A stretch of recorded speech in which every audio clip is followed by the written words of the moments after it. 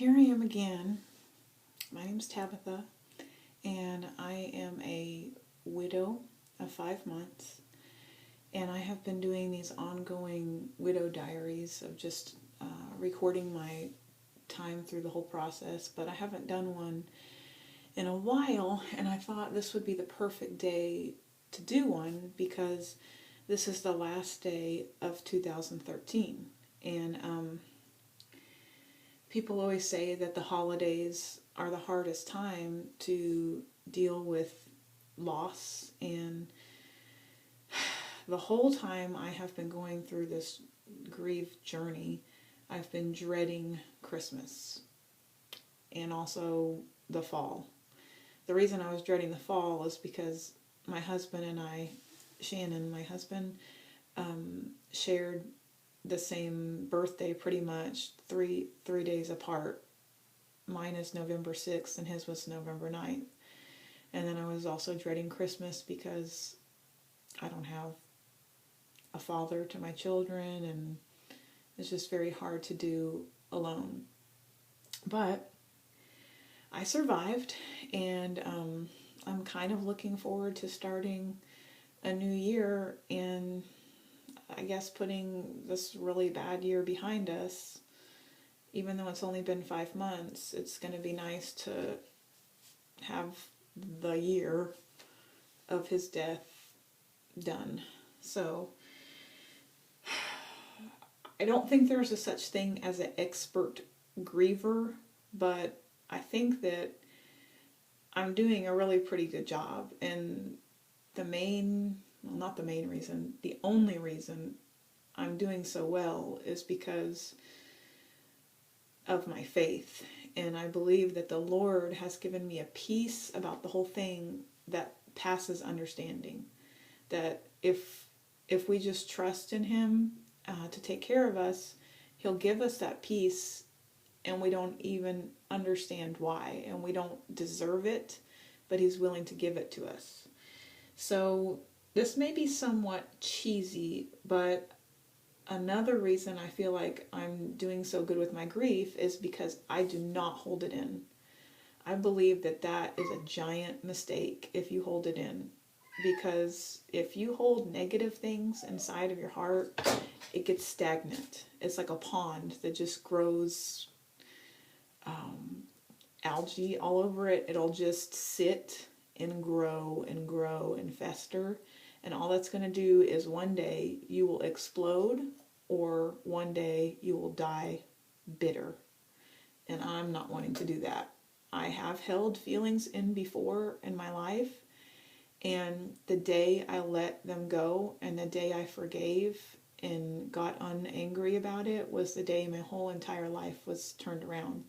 And that was 5 years ago when I guess you could say I was reborn, and I gave my life to Christ totally and fully. And since then, my life's been completely amazing and totally changed. So what I wanted to share with you, first of all, I'm going to be showing you some things that have really helped me get through a lot of my pain.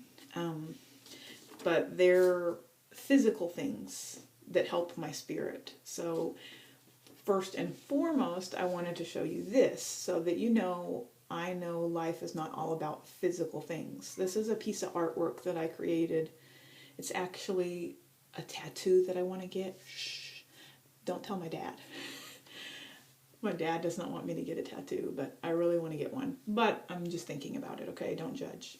Anyways, it's a moth, and the moth is eating away this material here, and there's a chain around it that the chain is rusting, because there's a verse in the Bible that says, which is Matthew 6:20-21, store up for yourselves treasures in heaven, where moths and rust do not destroy, for where your treasure is, there your heart be also. So I know that physical things that I have around me right now are not important, and I'm not treasuring them. I'm not hoarding or holding in my heart some deep need for these things. If these things were to disappear, I would be fine because I have my God. But I'm just sharing them with you, maybe to help you out through some of your pain. The first thing and the most important thing is to follow Christ, to stay on the right road and not let things get in your way. I refer to things that get in your way as like sticker burrs, because the Bible says that, I'll put this verse down later, but I don't remember the exact verse, but the Bible says that there's a cloud of witnesses around us, which means it's the people who have passed on that were in faith. And I'm thinking that's my husband, that they're watching us, and they, from a cloud, and that they are watching us run the race and not to let sin entangle us or snare us. And those sins are like sticker burrs. If we get caught up in sin and we're trying to run a race and have a destination, all that's going to happen is those sticker burrs are going to hold us down where we can't go at the speed that we're supposed to go, and that we're just going to get lost or not go at God's speed. So you need to follow Christ. And something, right when my husband passed away, before he passed away, he wanted our daughter to get into the musical The Wizard of Oz. And she was starting it, and right when she started, he passed. So we had to finish the musical with him gone. And in the musical, Dorothy wears red shoes, and she wants to go home. To me, home is heaven. Like, I want to go home so bad. But I know that I'm here for a purpose. I know that God has a plan for me and my girls. For some reason, we're still here. So I decided to try to always wear my red shoes. And I got these Converse from my sister for my birthday. But, you know, I am a fashionista, a thrift fashionista. So, you know, if you need other options, it could be plaid or studded with a bow, or velvet with a bow and pleated. I mean, so it can be athletic wear or whatever you want. And this is for guys too, whatever fits your style for the day, boots, whatever. Anyways, wearing red shoes just makes me think that when I see my feet and I know that that God's sent his son Jesus to die and his blood was shed, that I'm wearing these red shoes that represent my salvation, and that I'm just walking towards my home, just like Dorothy. And I can't click my heels and get there, but I can move my heels and keep following him. So it's not magic. When the time comes, it will come. And this is another picture I did.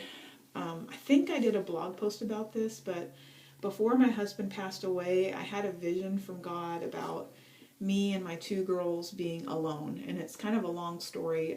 I even told my husband about it. I was like, I'm having this vision of me and the girls alone, and I thought that it meant that he needed to step it up as a spiritual leader and be more in the lead.